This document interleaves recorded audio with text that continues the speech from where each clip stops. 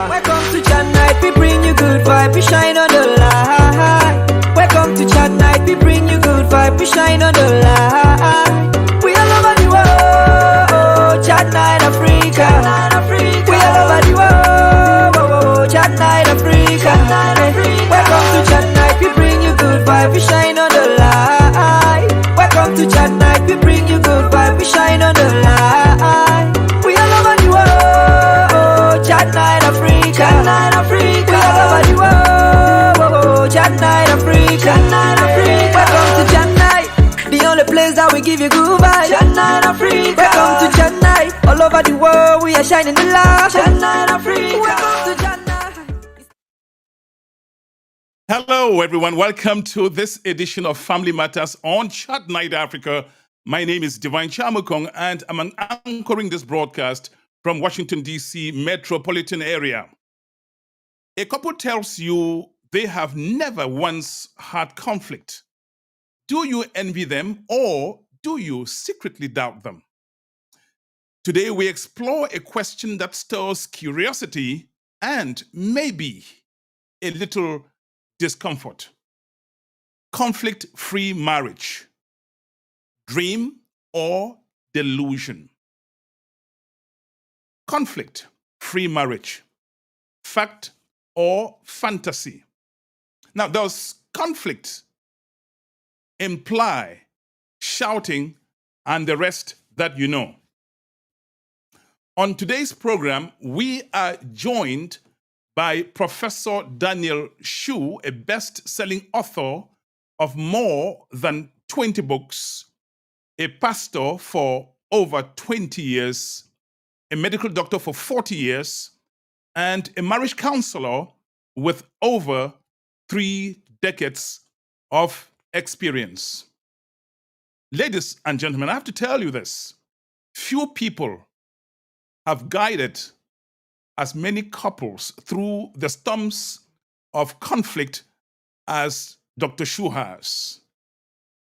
Today, he brings that wisdom to our conversation on marriage and the challenges every relationship faces. Ladies and gentlemen, at this point, join me now in welcoming the Professor Dr. Daniel Shu on the platform.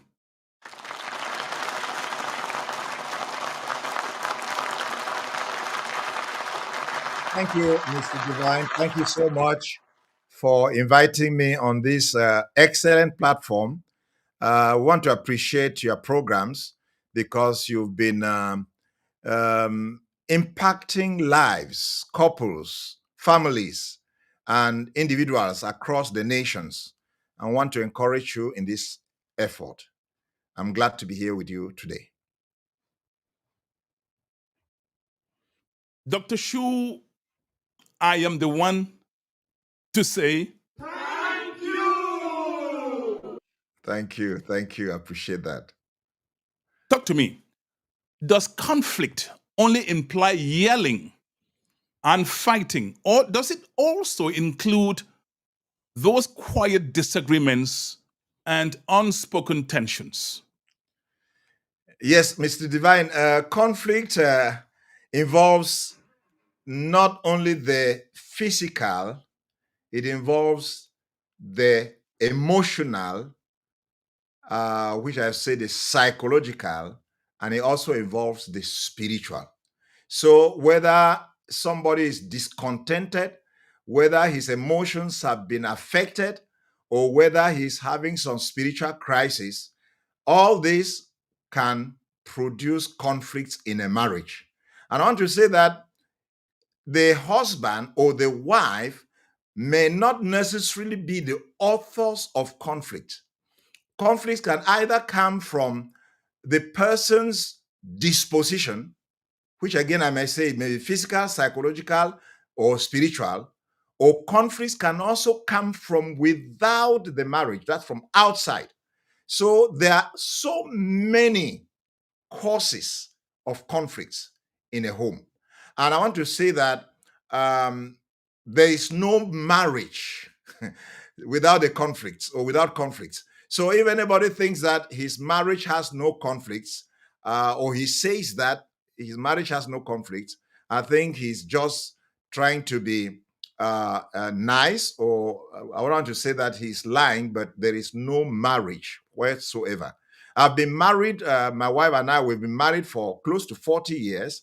I want to say that conflicts are the daily bread in many, many homes.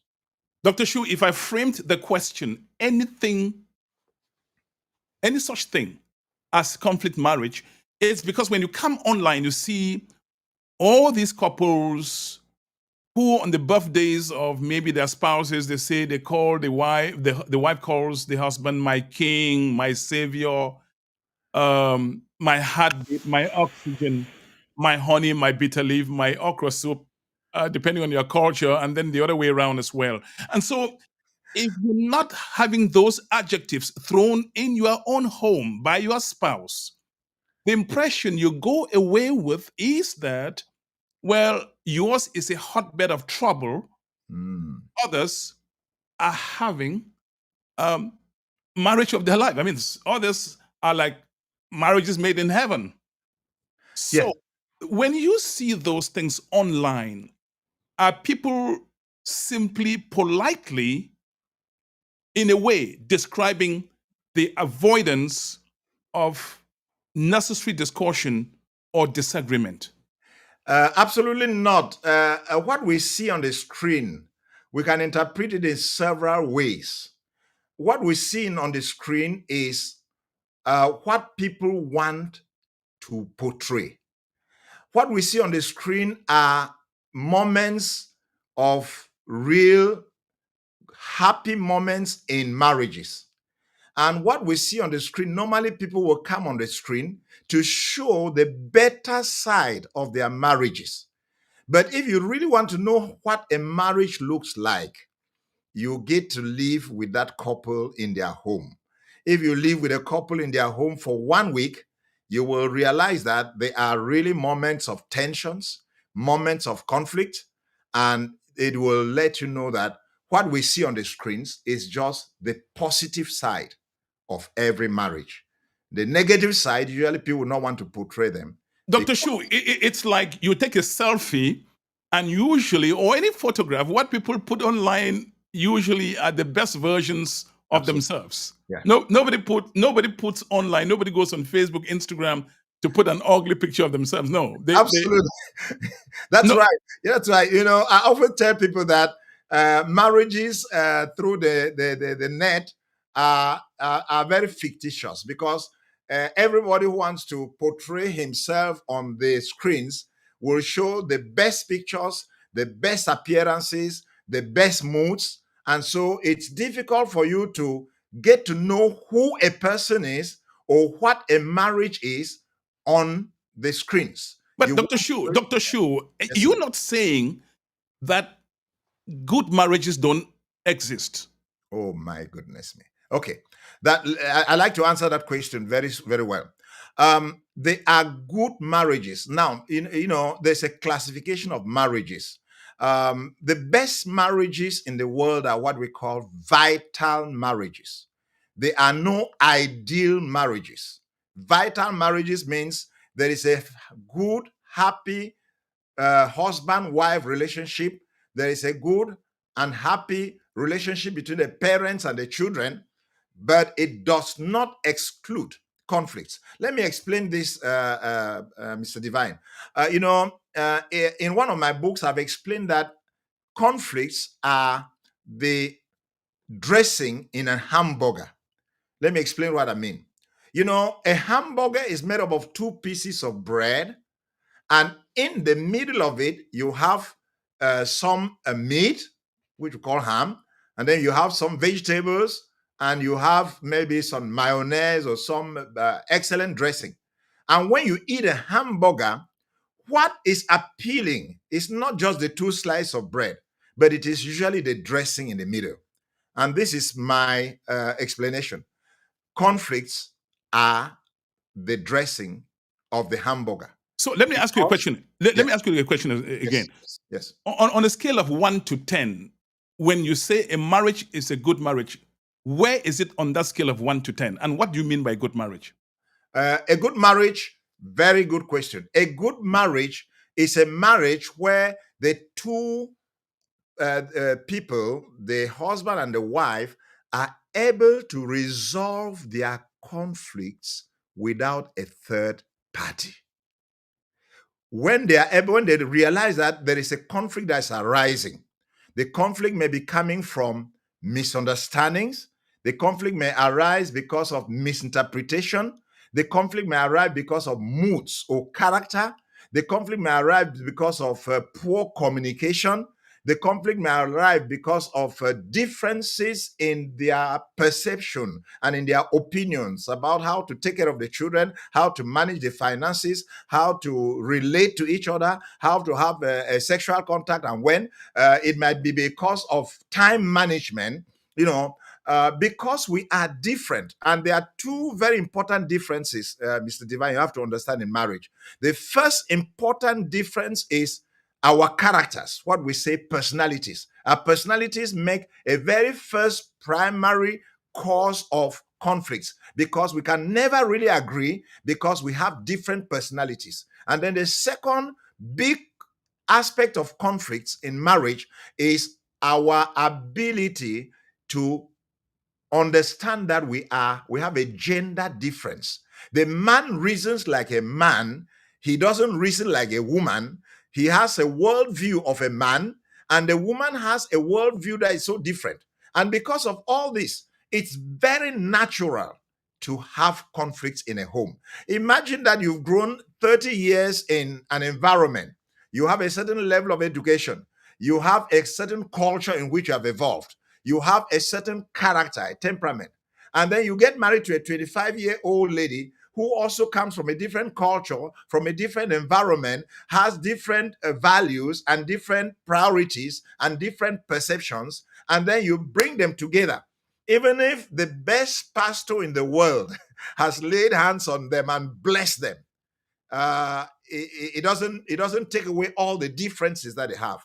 And so the differences will emerge in their marriage, and they are the causes of what we call conflict. Well, when you said conflict because, it seems to me you left out one thing, and I'm going to bring that up. Yeah. Is it that people prepare more for the wedding than the marriage? Here's why I'm saying this.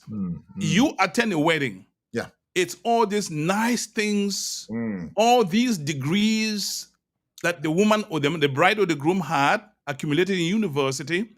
It's about this, but nobody is telling these people about to get married that this is not going to be a bed of roses every day. Absolutely. So are you pastors culpable, responsible for this misunderstanding of the expectation, unrealistic expectation of marriage? Yeah, very good question. Very good question, Mr. Divine. I want to say that society is responsible. Let me explain this.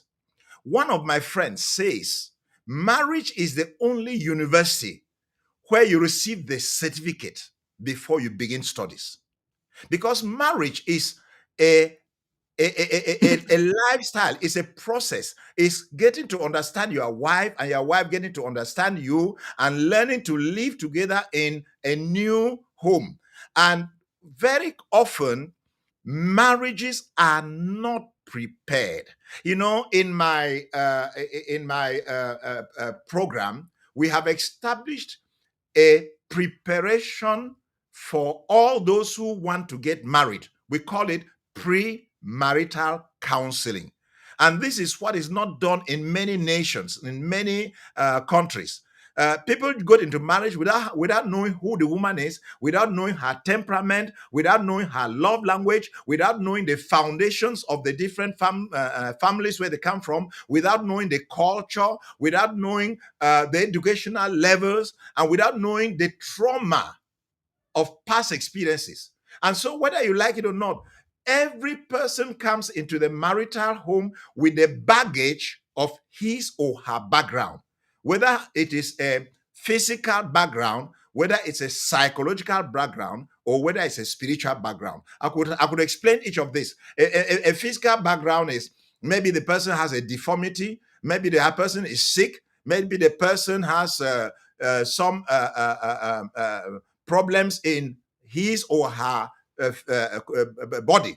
And psychological is, has the person has had some trauma in the past, trauma when he was a child, or trauma because some other relationships have failed, or trauma because the person was assaulted with some sexual harassment. The person may have a psychological hangover, or the person has a spiritual problem. Does it come from a family with witchcraft? Does it come from a family where there's a negative foundation of marriages not succeeding? Does it come from a foundation where there is you have what you call spiritual husbands or spiritual wives? So there's all these baggages that people come into marriage with.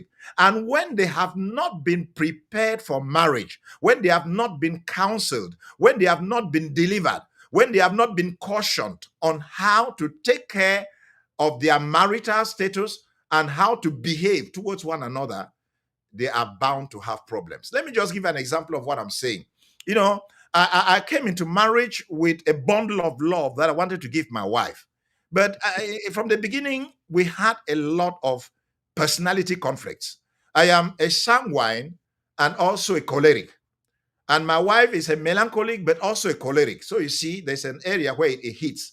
Both of us are cholerics, and we don't want to accept our faults. We want to justify our arguments. So whenever there was a small conflict, a small disagreement, I will query my wife, and my wife will defend herself, and then we'll have a clash.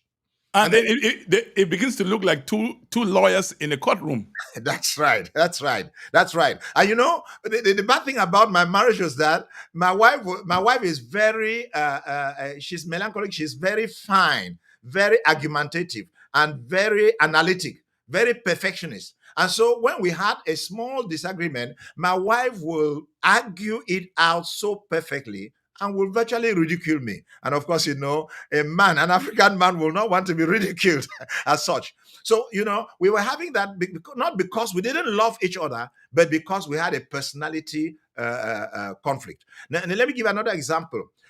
For 18 years of my marriage, I didn't know how to express love to my wife. Gary Chapman has written a very powerful book on the 5 love languages. And he explains that there are different ways of manifesting love. And in fact, when we got married, my way of manifesting love to my wife is quality time, going out, spending time, eating, sharing, and so on. But the love language of my wife had nothing to do with quality time. It's appreciation. Looking at her and saying, "You are beautiful, darling," or "You are well dressed," or "Your perfume is excellent," "You cooked a nice meal." So you get into this marriage, and it's like one person speaks Chinese and one person speaks Russian. There you got it. Especially, that's it. That's the way we explain love language. Love language is, you have to learn to speak the love language of your spouse in order to prove that that you love your wife. So for 17 years, we didn't know how to express love to each other. I was speaking Chinese, and my wife was responding to me in English. So you see, so that created a big problem. It's until 17 years into my marriage, Mr. Divine, that I bought the book of Gary Chapman, The 5 Love Languages, and I read it through, and I understood that my love language was totally different from the love language of my wife. But all along, that had created conflicts in our marriage. Now you see what I admire in what you did. Yeah. You recognized that there was a problem and wanted to fix it. Yeah. Because sometimes I believe it takes humility to even acknowledge that, look, something is not working and we need to fix it. Yeah. I'm counseling a couple presently, and I just told them this evening, none of them wants to own up to his or her weaknesses. In a marriage, none of us comes into the marriage perfect. We come in with hangovers. We come in with weaknesses. We come in with negative attributes to our personality. Obviously, we also have a lot of positive attributes. And during the courtship, many people see the positive attributes. But when they come into marriage, the marriage opens their eyes to see the negative aspects of their spouses. And then when you don't know how to manage the negative aspects of your spouse, whether they come from within the person or whether they come from without. Take, for instance, the within are the issues of how to manage finances, how to take care of the children, how to your personality, your character, how to communicate, how to have sex with each other. Those are internal issues that you need to know how to manage. But external issues, we'll talk about how to take care of the in-laws, how to be able to manage the cultural differences, how to be able to manage the gender differences, all this, and how to be able to manage some spiritual problems that are coming from the background of the woman or the wife. When you don't know and you have not been prepared how to manage these things, then you begin to have them infiltrate your marriage and uncomfortably bring problems in your marriage. So I'm going to ask you this question. Yeah. Is conflict in marriage more about clashing personalities or about unrealistic expectations of what marriage should be? Yeah, it's both. It's both. Let me explain what I'm saying. There are very many unrealistic expectations, and it comes from a gender difference. It also comes from a cultural background. It also comes from a personality expectations. Let me just explain what I'm saying with my marriage. My wife comes from a very high class family, and I come from a peasant home. And so I manage affairs in my home, though I'm very educated, but I manage affairs in my home as I saw my parents manage them in a peasant way. But my wife from an ostentatious family will want to treat things at that level. So when we go to the market, for instance, I would like to buy a shirt for maybe $10, which I think is good for me. But my wife will want to buy a dress for $200. And whether you like it or not, it hurts me that my wife is spending all that amount of money to do that. And my wife is not happy that I'm buying a very cheap shirt. So these are just examples to say that they can come from unrealistic expectations. Absolutely true. But they can also come from unmet needs. They are real needs and they are fictitious needs. But here's a follow-up. When the needs are not met of the wife or the husband, whether they are physical needs, whether they are psychological needs, or whether they are spiritual needs, then it brings up conflict. Follow-up question. So are you, as a marriage counselor for over 30 years, Dr. Shu, are you going to tell people that before they get married, they sit down and the bride will ask the groom, who is a good man? And the other way, who is a good woman? That's right. What would you recommend? Yes. My recommendation is very simple but very powerful. For the past 30 years, we have preached across the nations. Don't get married without being prepared for marriage. There are so many things that you don't know about marriage. So you need pre-marital counseling. Is it going to see a pastor or who? No. We have been training marriage counselors across the nations. We train marriage counselors in different nations in Africa. And now we have been invited to train marriage counselors in North America, particularly in the United States and Canada.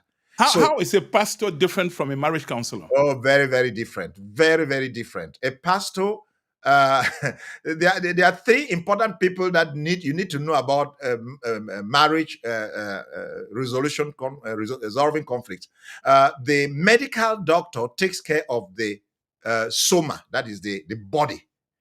The psychologist takes care of the mind or the soul or the psychic. But the pastor takes care of the spiritual or the nama. So you see, pastors are trained to take care of the spiritual. So when there's a spiritual problem needing deliverance, needing prayers, a pastor will be very good at that. But there are many pastors that they don't know anything about psychology, they don't know anything about medicine, and they don't know anything about marriage counseling. I happen to teach in Bible schools, and Bible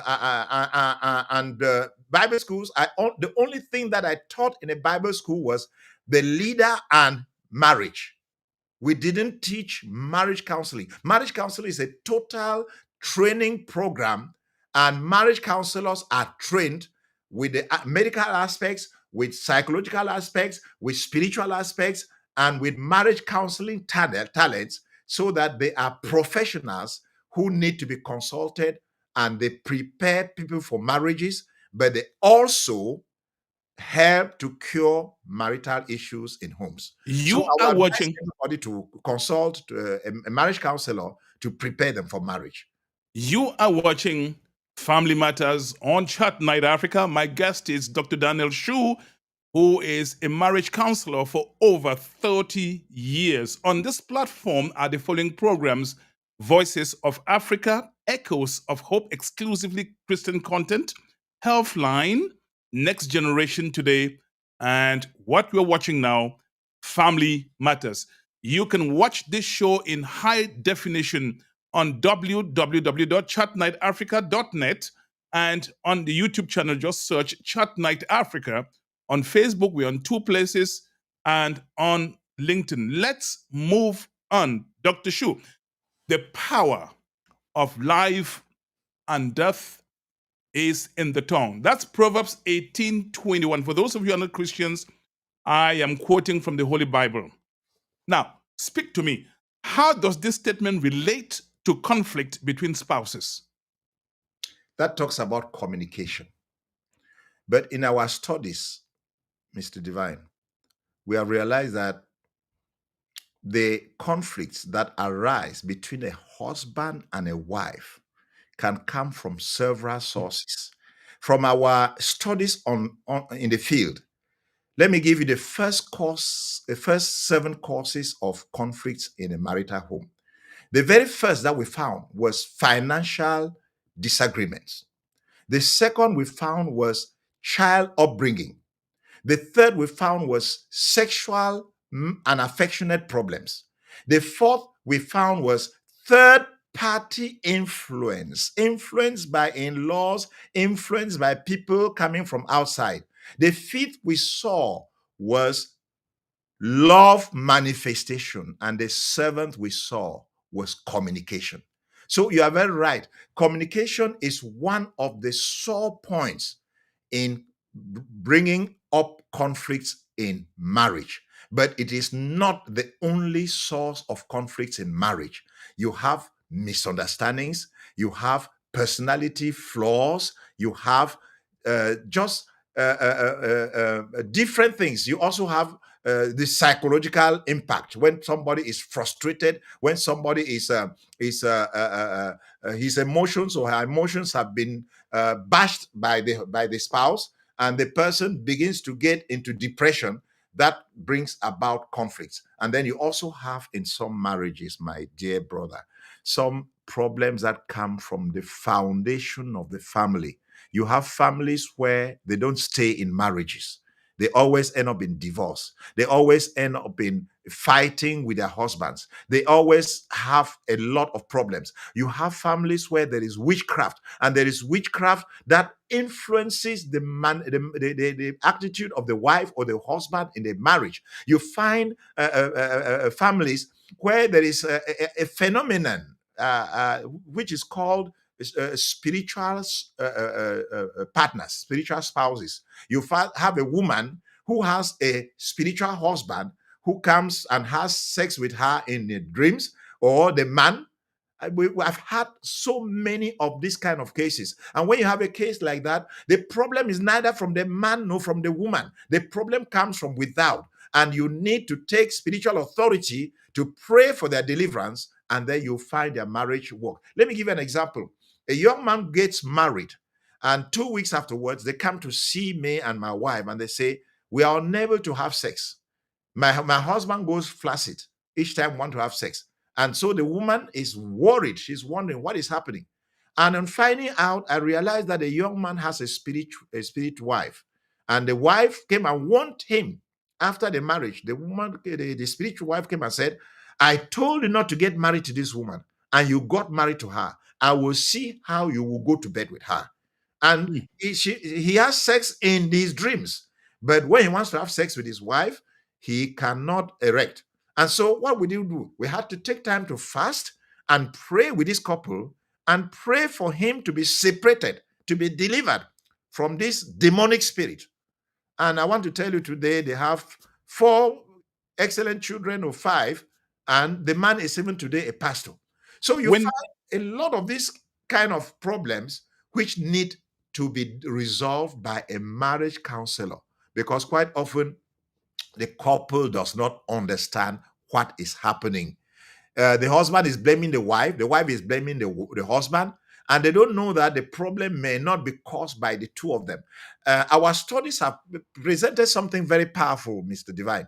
We have realized in our study that 37% of conflicts in a marriage are neither provoked by the wife nor by the husband. They come from without.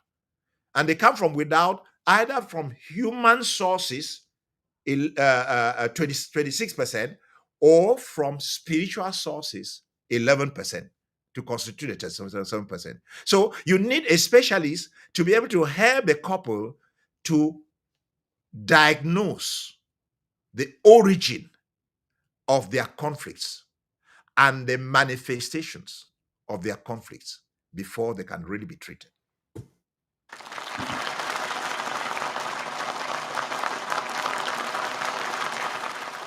Dr. Shu, let me latch on again to the communication factor. When you go to buy a house, real estate professionals will say location, location, location. Now, communication in marriage is described by some of you professionals as the lifeblood of a marriage. Why do couples engage in negative or hurtful communication despite knowing it only perpetuates the problem? Let me explain it this way. Each of us has what we call a natural temperament. And our temperament is what we have inherited from our father and our mother. We never determined what our personality or our temperament will be. But our temperament, reacting with the environment in which we have grown, produces our character. And some people are very imperceptive of what their character is. In leadership, we say there is what you call the blind spot in every person's life. The blind spot is what you don't know about yourself, but what others know about you. And so all of us, we come into marriage with a blind spot. We have weaknesses, we have faults in our character that others see, but which we do not know. And so as you begin to relate with your husband or with your wife, then those flaws begin to emerge and they begin to create problems. Now, there's a word that I want every person listening to us to go with. The word is attitude. The attitude of a husband, the attitude of a wife will determine whether they are willing to understand their weaknesses, they are willing to know how to resolve the weaknesses, and they are willing to change. If the husband is willing to change and the wife is willing to change, the first thing you have to identify is, what are my weaknesses? And what can I do to change my weaknesses? And learn one last thing. Weaknesses will not disappear overnight because they have been built over the years. You come from an environment with a culture. You come from an environment with educational background. You come from a family with some different beliefs and values and vices also. And then both of you come from different backgrounds with these differences. And then because a pastor prayed for you and laid hands on you, you think that things will happen miraculously. No, it does not happen. Let me explain this. Marriage is not a miracle.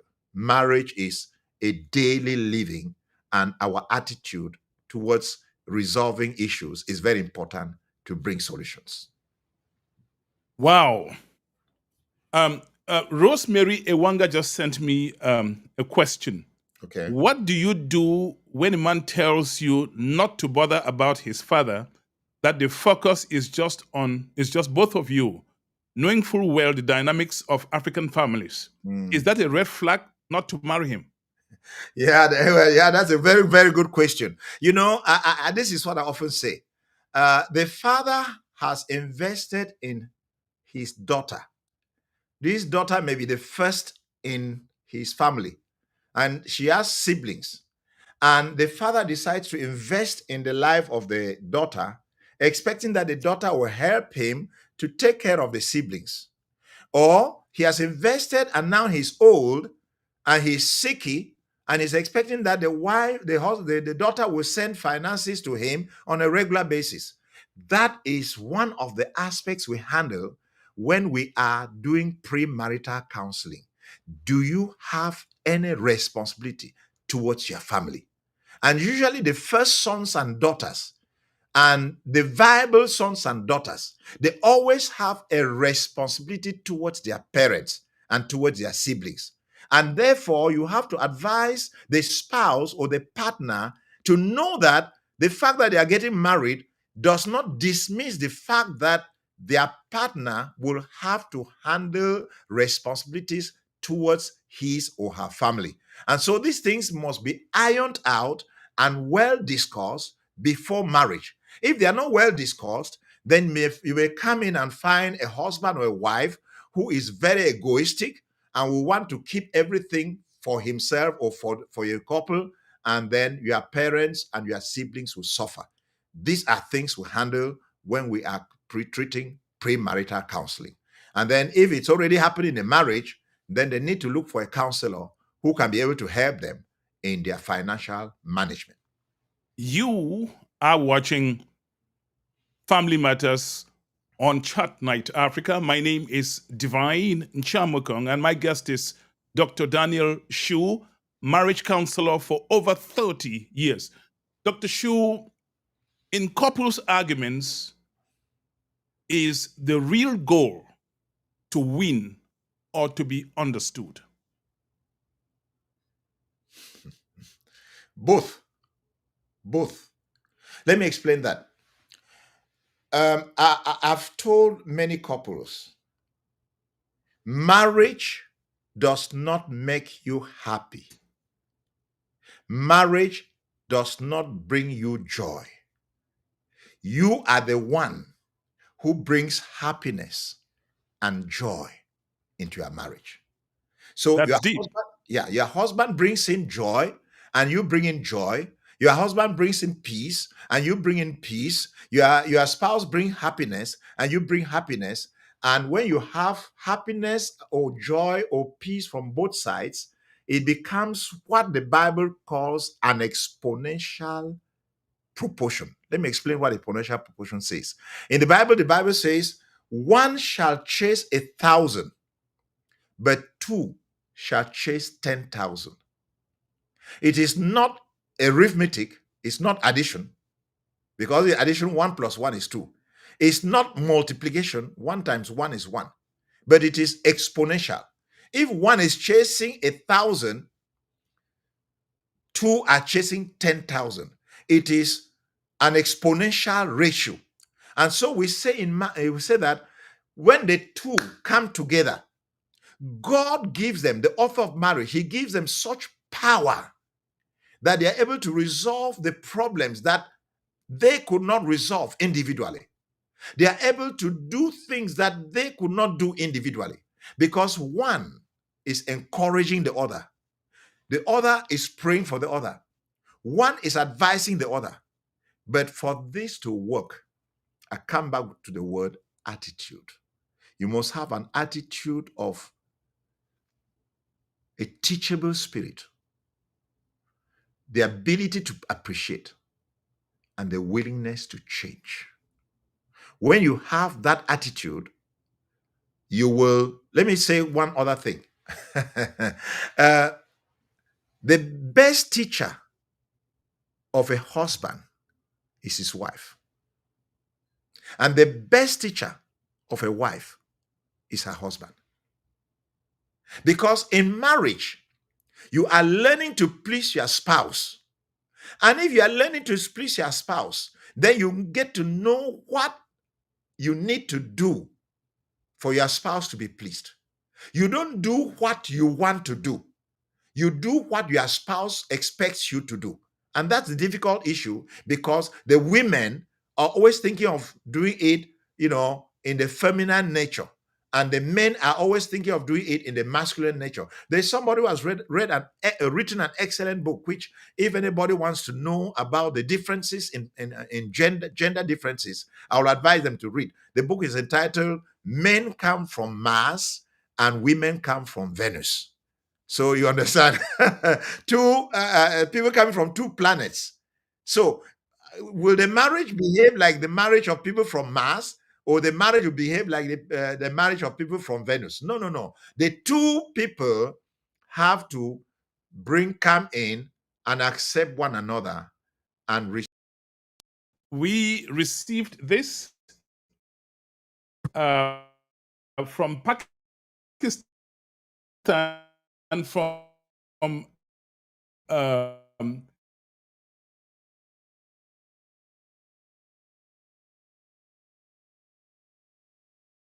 in Douala, Cameroon. Mr. Michael, he has one of the best, if not the best clothing store in Douala. If you get in touch with him, let me know. I have Dr. Shu back online. This is Family Matters on Chat Night Africa.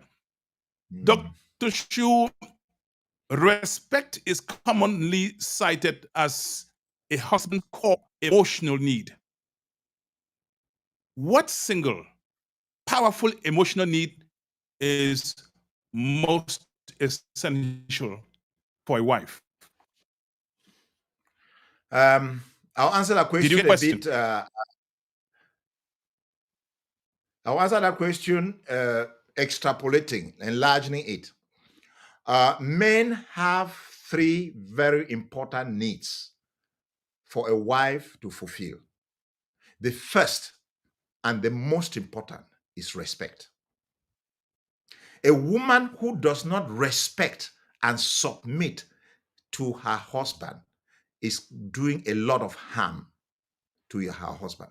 The second need that a man has is sexual satisfaction. A woman who refuses to satisfy her husband, who refuses sex to her husband, is causing him a psychological trauma. And the third need that a husband has is good food. We say in English that the entrance into a man's heart is through his mouth. If you feed your husband well, she will not eat the food from another woman, and he will not be tempted to go out. But on the contrary too, the women have three important needs, Mr. Divine. The first and the most important need of a woman is not sex, please. The first and the most important need of women is affection. Fulfilling and, their emotional needs.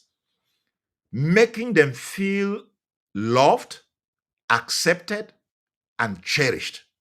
And for this, a man needs to be tender in his words, in his attitude, in his behavior towards the wife.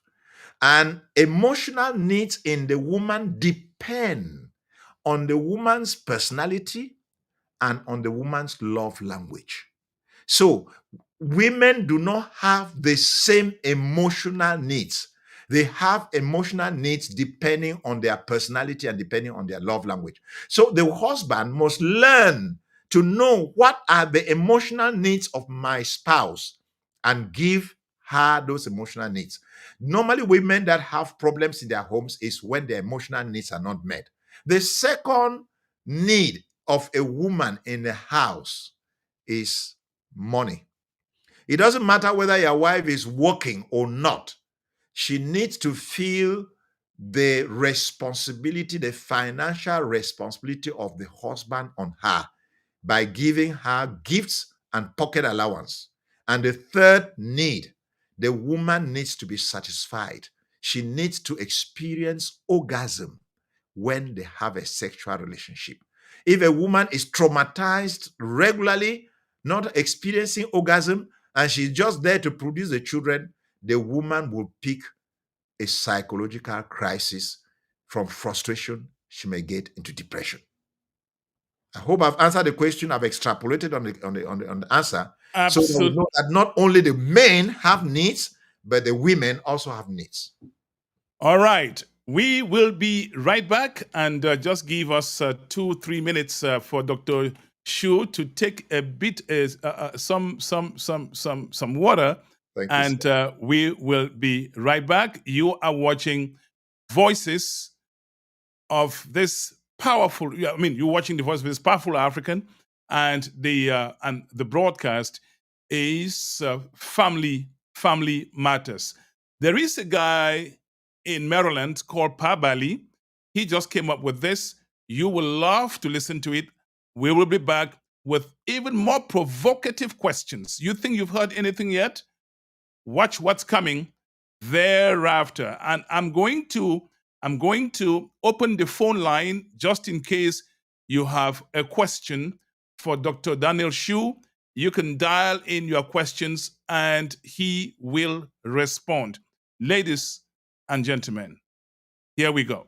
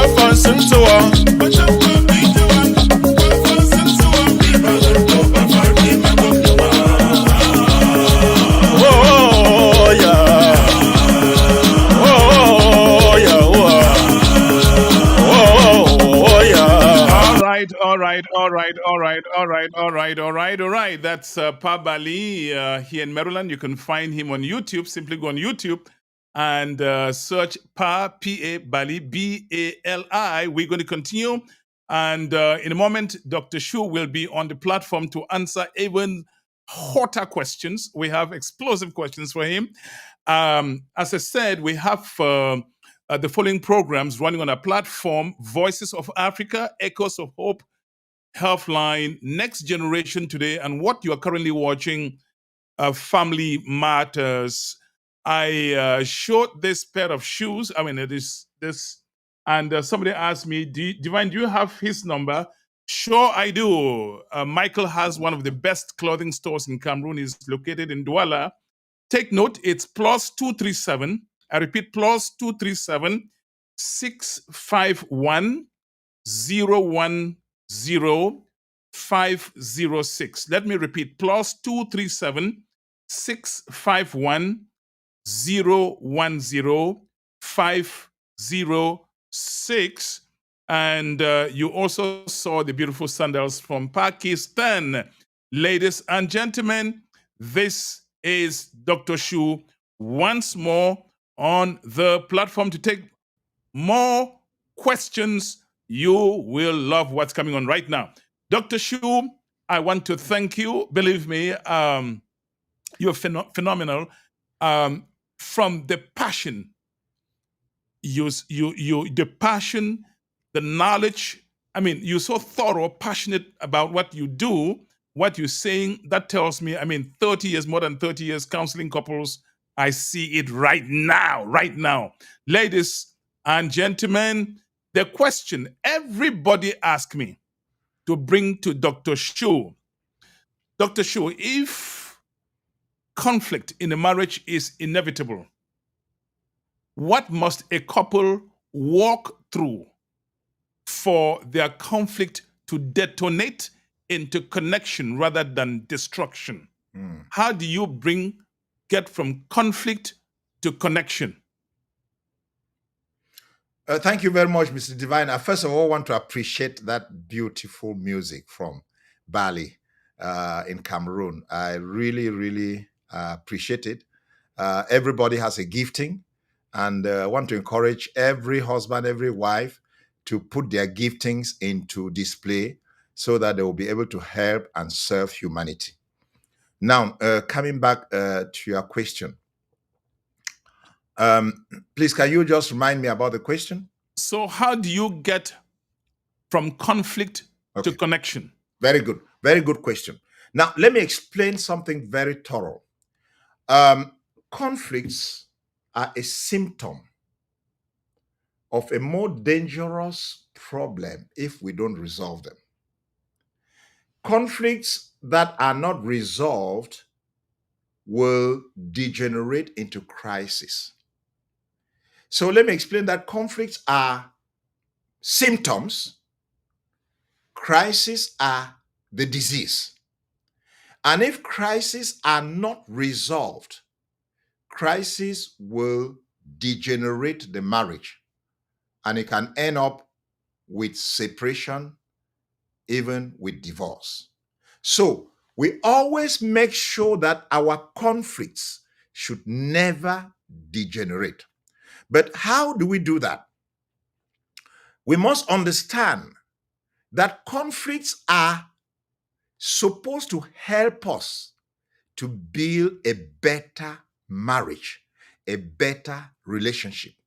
From the beginning, I said conflicts are like the ham or the dressing in the hamburger. Let me explain what I'm saying. If conflicts are like a bone that is broken. When, as a medical doctor, I can tell you, when a bone that was broken gets healed, the area where the healing takes place, if it is well done, that bone becomes stronger than the ordinary bone. So God allows conflicts, or conflicts occur in marriages, so that one, we will learn to know ourselves better, to know our spouses better. Two, we will be able to appreciate our spouses. And three, we'll be able to learn how to ask for forgiveness and how to improve on our character and on our behavior. And there is a word that we have coined in our teaching, which is called spouse consciousness. You become conscious of the needs of your spouse. You become conscious of what I need to do to satisfy my spouse. Now, this is an issue, Mr. Divine, when couples come to see us for marriage counseling. The normal thing is that the woman paints herself white and paints her husband black. Normally, there are 8 or 9 women who come to see us against 1 or 2 men that come, because men always think that they can resolve their problems. And that's a difference with gender issues. So, the first thing that we have to ask ourselves is, when there is a conflict, one, what is the cause of the conflict? 2, what are the manifestations of the conflict? 3, what do I learn from the conflicts that will change me and make me a better spouse than before? If you do not answer this third question, you will not resolve conflicts. And so what I'm basically saying is that if we learn to resolve conflicts, we build a better marriage. And our marriage becomes sweeter and sweeter, better and better, more and more intimate, and the world will admire us. If everybody who gets to know me and my wife say, Dr. Shu, what can we do to be like you and your wife? So that's why when you said that you've had your own share of conflicts, I'm looking at you. I know you great couple. That's right. I'm like, are you telling us the truth? I mean, honestly, if you're not pastor, I'll be saying that you're just saying stuff. Exactly. Before we became what we are today, we went through our own kind of serious conflicts. But what we did was, each time we had a conflict, we came back, we reasoned out, we saw who was wrong, we saw what we learned from it, we apologized to one another, and we prayed. And we said, God, make me a better husband. And my wife says, make me a better wife. And I want to tell you, Divine, we have learned through the years. We have learned through the years. You learned because both of you wanted to learn. Exactly. So here's the question, Dr. Shu. Okay. When everybody has a conflict, or spouses have conflicts, I haven't seen spouses who have conflicts and they don't want to resolve them. The problem is they don't get to be able to resolve those conflicts. What are the roadblocks to proper conflict resolution? I said one word: attitude. Again and again. Attitude. If I don't have an attitude of recognizing my weaknesses, of appreciating my spouse, of being able to say, I am sorry, and being able to learn from the past to build a future. If I don't have a teachable spirit, if I don't have a willingness to learn how to please my spouse. As I told you, I'm counseling a couple, and every one of them is painting himself white, and painting the other black. And usually in my marriage counseling, I will ask the husband or the wife, what is your fault in the conflict that you are having, or in the crisis that you are having? Where do you think you went wrong? And I want to tell you, any couple or any spouse that does not admit that they went wrong somewhere has a negative attitude towards resolving conflicts. And let me say this again. There are no conflicts in marriages where one person is 100% right and another person is 100% wrong. In every conflict in marriage, there is a 90-10, an 80-20, a 70-30, a 60-40, or a 50-50 responsibility. And this is the issue, Mr. Divine. The husband, who is the head of the home, must take upon himself to initiate conflict resolution. Whether he's 10% wrong, whether he's 20% wrong, and his wife is 80% wrong, he must take the initiative to tell his wife, darling, I'm sorry for the way I behaved towards you, for the words I used, for the attitude I had, for neglecting you. And then when you are as a leader, you begin to admit you are wrong. Except your wife doesn't have a positive attitude, will she not also recognize where she went wrong? And then if both of you can apologize and you learn from the past, then you will be able to build a better future. Thank you. Now I see why you're a great couple. Now I see it. Yeah, we will learn through the years. The problem, again, Dr. Shu, I observe a lot in our society. People don't want to learn. They know it all. And once it seems to me, look, when I do this show, I go back and watch it over and over and ask myself what I could have done to do it even better. Much as I think it's a great show. Right, that's right. Because once you stop learning, you begin to deteriorate. That's so in marriage, in all things that you do in life. I'm so grateful that you insisted on that word, attitude, attitude, attitude. I was reading a book and they say your handsomeness, your beauty can bring home a beautiful, great-looking spouse, but it will take your attitude to keep that marriage going.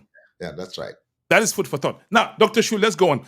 If conflict is inevitable, what should couples aim for instead of a conflict-free marriage? Excellent question. Excellent question. And this is what I would say. Every couple should be ready to embrace conflict with a positive mindset. Every couple must be ready to examine the origin, the manifestations, and the consequences of the conflict. And every couple must be ready, whoever is wrong, to say, I am sorry. You know, those words are very simple, but those words are very profound. Why do some people just find it so difficult to say, I'm sorry, Dr. Shu? Okay, I like that. I like that. Now I have to explain something here, Mr. Divine. You know, there is what we call the language of forgiveness. Gary Chapman with another author have deciphered 5 different ways of saying, I am sorry. Some people say, I am sorry with their words. Some people say they are sorry by asking, what can I do to replace the negative I've done? Others say they are sorry by their actions. And so there are different ways by which people say, I am sorry. But the unfortunate thing is that many people always think that I am sorry must be vocal. I am sorry must be repentant. And so when you have a spouse who has a different language of forgiveness, and you don't know his or her language of forgiveness, you will be expecting that the person will tell you he or she is sorry in the same way that you tell others that you are sorry. But if you begin to understand that my wife has a different language of forgiveness from me, then you'll be able to understand. And that is one of the issues. Somebody comes and says, my wife never asked for forgiveness. I say, are you sure? Maybe she has a different language, a different manner by which she asks for forgiveness. And so that's the whole thing. And that's again why I say teaching is important. Let me just throw this out to pastors and to those listening to us. You know, pastors, how many times do you teach about marriage in your church? How many times do you invite a specialist to talk about marriage in your church? How many times do you hold marriage seminars in 1 year in your church? You know, many people. But you are talking about church. You're talking about pastors. Yeah. Dr. Shu, we see people who sing on the stage, praise and worship, and probably they went to church without talking to each other on the road. Yeah. And they come back and the fights start. Hmm. Where was the church? Where have all the sermons gone to? Yeah, that's right. That's right.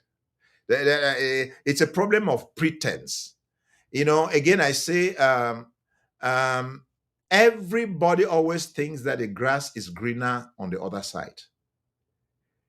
Until you get under a roof, then will you know exactly what happens in that roof, under that roof.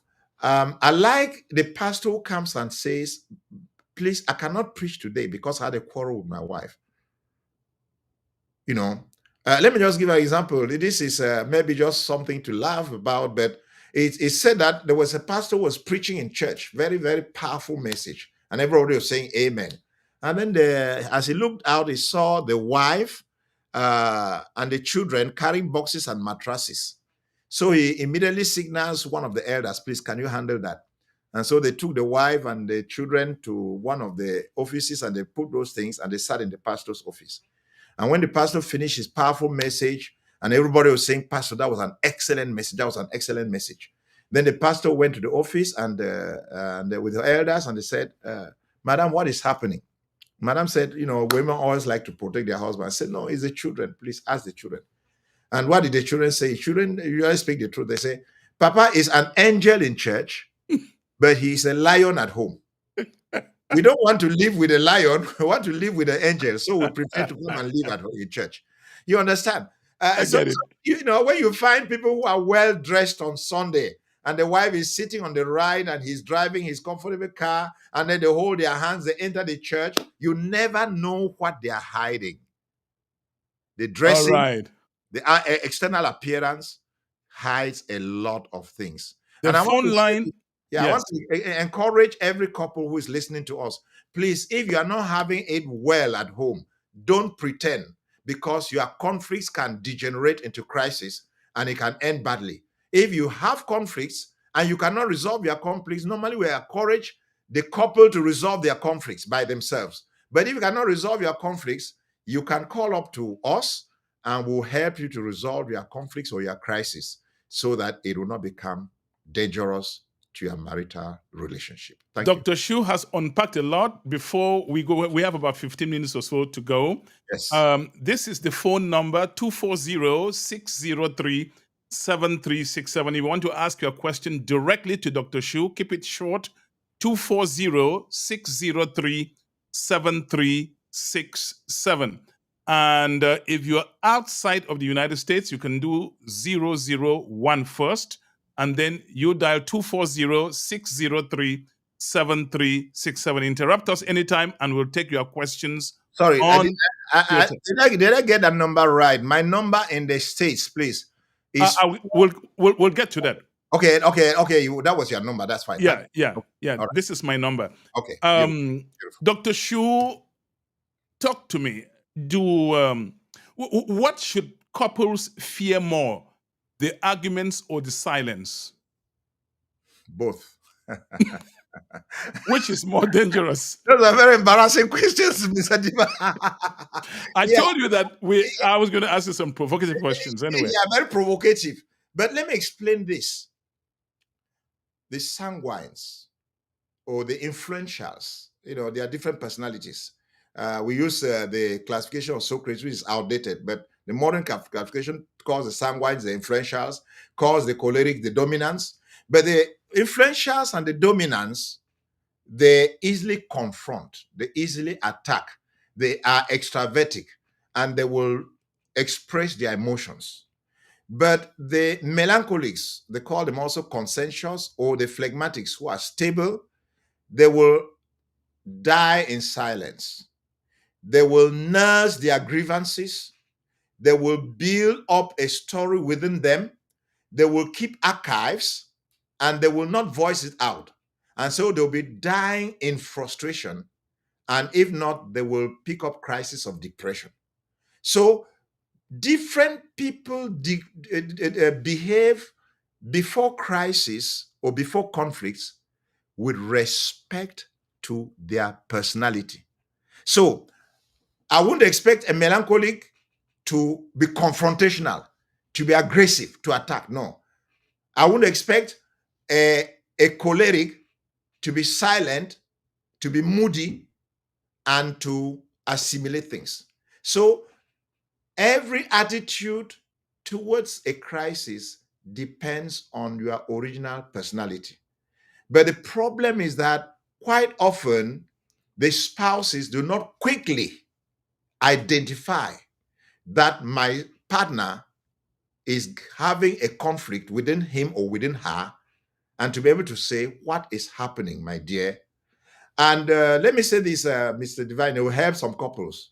My wife and I, we had that issue. We didn't know how to quickly identify what was happening and so on. So we took a decision. Every evening before we sleep, we will look at the day and find how the day was. And if there were any issues that were unresolved, we will resolve them. And this is what happened one morning. I was late for work, and so I was very aggressive to my wife, to the point that she left half of her breakfast because she was catering for me and had to come and enter the car because I was hooting and telling her if she's not coming, I will go. So I really, really hurt her emotions. But I didn't know because that was my personality, that was my character. And we drove to work. I left her at work. I went to work. I came back, picked her up. We came home, we ate, and then we went into the room. And then since we had decided that we'll always have a look through at the day, I said, darling, how was your day? Very excitedly, expecting her to respond and say it was good. Then she said, oh, you really want to know? I said, of course, I want to know. He said, my day started badly.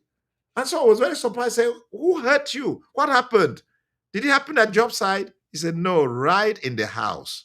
I had traumatized my wife in my attitude without knowing that I'd done that. And quite often, conflicts do not arise because a partner deliberately wants to hurt the other, but that in his naivety, he behaves or he voices out words which hurt the other.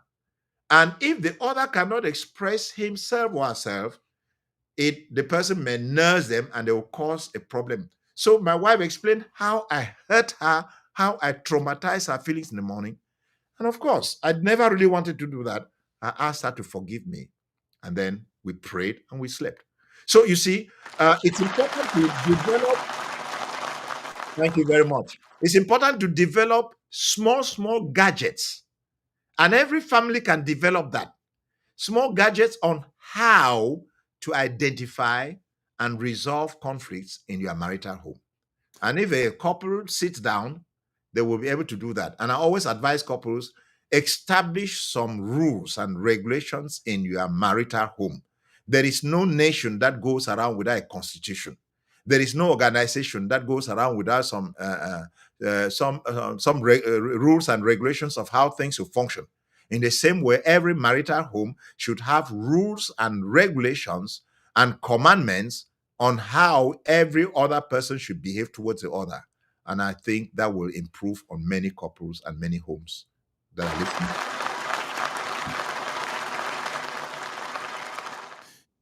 The last question before we go. When we talk about conflict, usually what comes to mind is the negative. Dr. Shu, is there any such thing as a healthy conflict or as healthy conflict between spouses? There are no healthy conflicts, but there are healthy resolutions. All conflicts are painful. All conflicts are undesirable. All conflicts are not desired.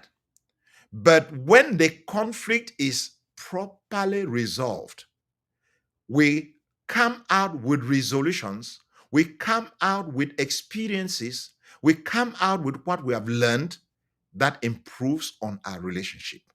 And let me say this. Somebody said, experience is not what happens to you. Experience is what you learn from what happens to you. What happens to you is an event. Thank you very much. What happens to you is an event. And if you don't learn from the event, you never have an experience. And so conflicts are events, undesirable events, painful events, traumatizing circumstances in our home. There is no conflict that somebody will be happy to have. But when you sit down and say, why did we have this conflict? What can we learn from this conflict? How can it improve our relationship? Then the resolution and the experience becomes proper. You know, I'm a pastor.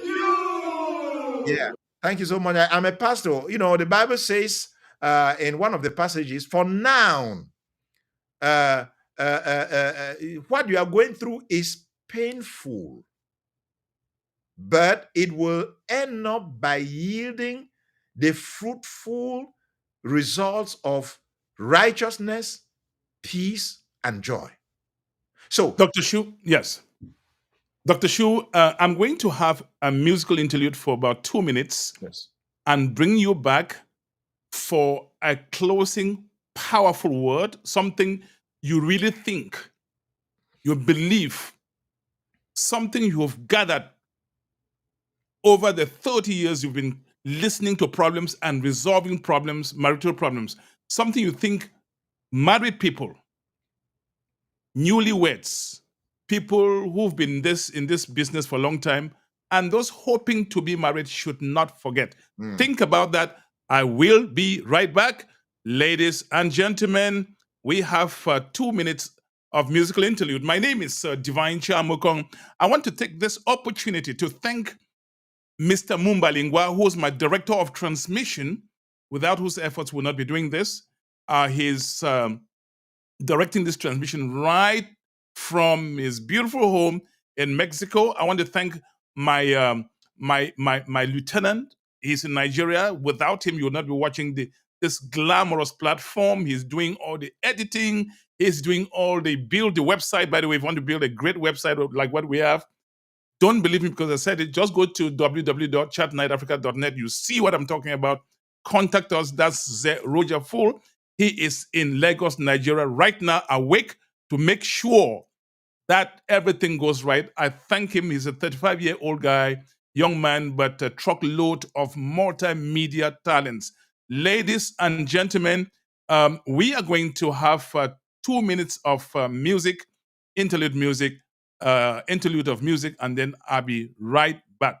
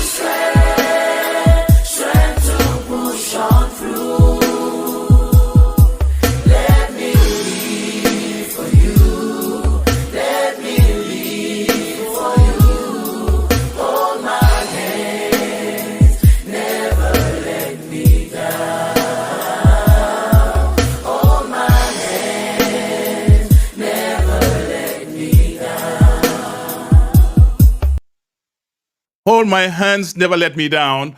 Hold my hands, never let me down. Hold my hands, never let me down. Ladies and gentlemen, you are watching Family Matters on Chat Night Africa. My name is Divine Chamokong. Before we say goodbye, let me bring up Dr. Shu for a powerful last word. Dr. Shu. Thank you so much, Mr. Divine. Thank you for this wonderful program. Again, I want to appreciate you for creating such a great impact across the world. I will come out with 3 A's, which you should remember. The first A, I've said it over and over. The first A is your attitude. Your attitude towards your spouse, your attitude towards conflicts, and your attitude towards God. A good couple will remember that their attitude towards conflict is looking for resolutions. A good couple will say, our attitude towards my spouse is to be conscious of the needs of my spouse and how to make him or her happy. And my attitude towards God is about submitting, humbling ourselves, and placing our marital relationship before God. The second A is appreciation. I want to say that appreciation lifts up the spirit of your spouse. Always look at the things that you need to appreciate your spouse for. Criticisms destroy our emotions, but appreciation uplifts our spirits. And the third A is apologize. Learn to apologize. When you realize that your spouse is unhappy, even if you think you did nothing wrong, you should know that if your spouse is unhappy about your behavior towards you, it's his or her perception that matters. It's not your perception that matters. And so remember attitude, remember appreciation, and remember apologize. But above it all, I want to say, put your marriage in the hands of God, and God will help you through. And if you have problems you cannot resolve, please meet a counselor. I am here to help you, either in preparing you to get married, premarital counseling, or in helping you to resolve your conflicts and have a better marriage. God richly bless you. What is your contact number, sir? Yes, my contact number on the telephone is 469 434 0050. So if you want to contact me in the States, you can contact me through that number. But if you want my Cameroonian numbers, you can contact Mr. Divine, and he will get you to contact me. But that's my number here in the States, and you can contact me through that number. Thank you so much. Well, I spoke with an intelligent African, and he said, Africans, we socialize a lot, but network less. Well, on this platform, we do a lot of networking. So if I bring the guest and you feel that you really want to talk to the guest, to contact the guest, please contact me. A lot of you have my phone number. If not, I'm everywhere on the internet. You can also write to us. The email address is chatnightafrica@gmail.com. chatnightafrica@gmail.com. On this platform are these programs: Voices of Africa, Echoes of Hope, which is exclusively Christian content. Healthline, we talk about cancers and heart disease and many other health problems, health and wellness. Next Generation, today we go for our kids, those young people, youths who are doing extraordinary things, and we bring them here for a conversation. And then Family What Matters, what you've just been watching. I want to thank all of you. But if you're watching this on Facebook, listen to me very well. Facebook does not keep videos beyond 30 days. Facebook does not keep videos beyond 30 days. So go to YouTube. You'll always find all the programs that we have done on YouTube. You can also go to www.chatnightafrica.net. My name is Divine Chamukong. I'm anchoring this broadcast from Washington, D.C. metropolitan area. I want to thank all of those people who support us, this platform. Believe me, this thing is expensive. When people see this audiovisual broadcast, it's not cheap. I want to thank all those friends who have continued to support us and those who may wish to do so. Lots of things, moving parts are involved to bring you this kind of content. I thank my guest, Professor Daniel Shu, for being so selfless, extraordinary. He was just explosive on this platform that reflects the over 30 years of teaching couples and teaching teachers, that's teaching counselors to go counsel. This guy is a walking dictionary, encyclopedia, and I give my extent and my regards to his very, very, very supportive, loving wife, wherever she's watching this broadcast. Ladies and gentlemen, maybe conflict in marriage isn't the problem at all. Maybe the real danger is pretending there is nothing wrong while silence eats away at the bond. Arguments can be brutal, but avoidance can be lethal. The question isn't whether you fight. It's whether you fight fair and willing to confront the truth about yourself in the process. Thank you for watching. And if you're on YouTube watching this, just hit the subscribe and notification buttons. We've lined up powerful stuff. You don't want to miss what's coming up in 10 days. It's going to be a tornado on this platform. My name is Divine Chamukong. Merci à tout le monde. I will see you soon and very, very soon.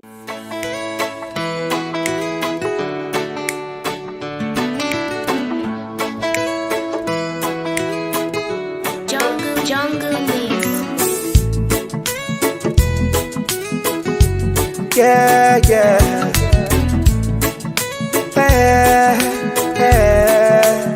It's time to say bye-bye on Chart Night Africa. It's time to say bye-bye on Chart Night Africa.